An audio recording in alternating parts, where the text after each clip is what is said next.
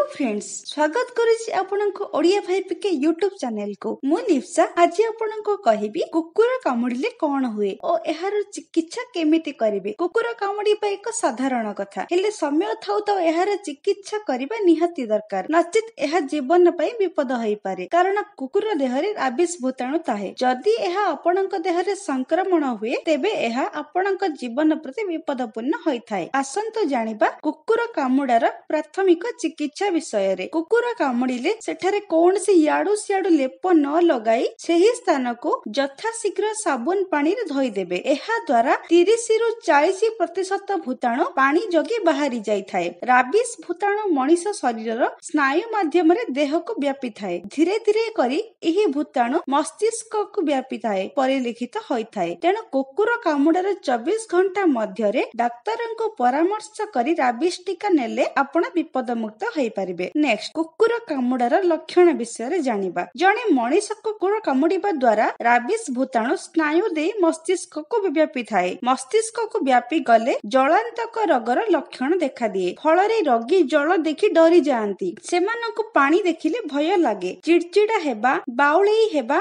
निश्वास नेबारे असुविधा हेबा। एणु कुकुर कामुडिबा मात्रे सेही स्थान को साबुन पानी रे धोइबे। एहा परे टिटानस इंजेक्शन नेबे। फ्रेंड्स, वीडियोटी जदि भल लागुथिबो लाइक कमेंट शेयर सब्सक्राइब करी बेल आइकन को क्लिक करबा को जमारे भूलिबेनी। रहुची जय जगन्नाथ।